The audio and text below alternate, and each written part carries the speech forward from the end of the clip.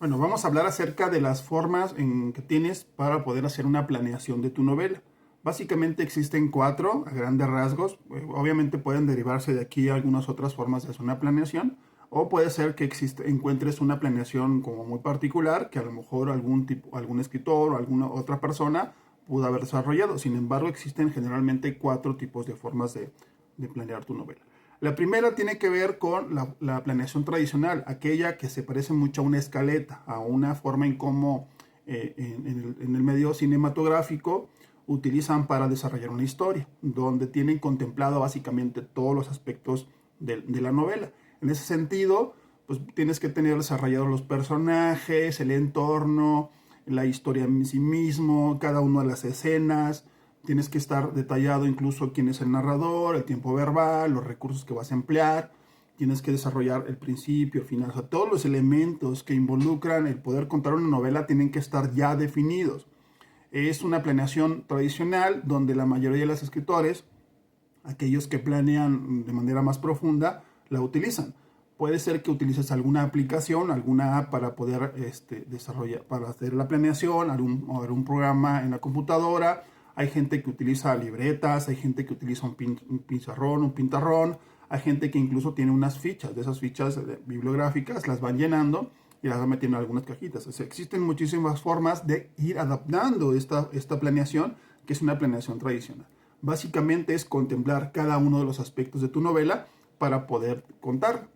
La segunda forma de hacer la planeación es a través de un resumen. Si a ti te cuesta mucho el entrar a detalles y simplemente quieres escribir, ¿no? Esto puede ayudarte un poquito más. No se trata de entrar directamente a la escritura de la novela, así sin ningún tipo de planeación, pero tampoco se trata de hacer una planeación a detalle. El resumen básicamente es plasmar en una hoja, en una cuartilla, dos cuartillas a lo mucho, la historia completa de la novela, muy resumida, a grandes rasgos, que te permita tener un punto de partida para que a partir de ese resumen puedes desarrollar el resto de la historia. Esto te puede servir mucho si a ti te cuesta ir planeando cada detalle, pero también que no entres en frío al momento de escribir. El resumen te permite más o menos ubicar hacia dónde quieres ir, quiénes son la idea general de la historia, quiénes son los personajes, etcétera, etcétera, sin tener que tener un detalle a profundidad, ¿no? Básicamente lo que haces es un resumen de tu historia, lo comprimes. La tercera opción es una que puede ser bastante útil para aquellas personas que solamente tienen un esbozo o una idea en la cabeza, ¿no? Como le digo a mis alumnos, tener una idea no significa tener una novela, requiere muchísimo más trabajo. La idea, a veces cuando empezamos a tener la idea de escribir cualquier tipo de historia, suele ser muy cruda, muy sin trabajar. Básicamente es como una masa sin tener ninguna forma. Entonces, lo que tenemos que hacer es ir haciéndola crecer poco a poco.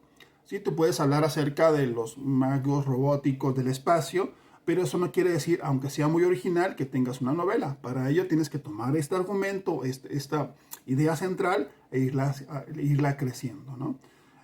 Justamente el copo de nieve te permite hacer este crecimiento de la historia. Empezamos con una descripción simplificada en un párrafo de tu historia, donde tengas tres elementos: quién es el personaje, qué es lo que sucede y en dónde sucede, ¿no? Cuando tengas ese contexto muy generalizado, los personajes sin describir, sin desarrollar, y la idea como central, a partir de ahí puedes ir haciéndola crecer, de tal manera que poco a poco tomas uno de estos elementos y la vas haciendo y crecer, o hacer que esto se incremente, ¿no? Es muy útil, te digo, para aquellos escritores que van como empezando a descubrir cuál es la idea que quieren escribir, ¿no? Aquella idea que quieren desarrollar en una novela. Esto es el copo de nieve. Si alguna vez, o si prefieres o si quieres que hable acerca de este tipo de planeación, con muchísimo gusto lo podemos hacer a detalle.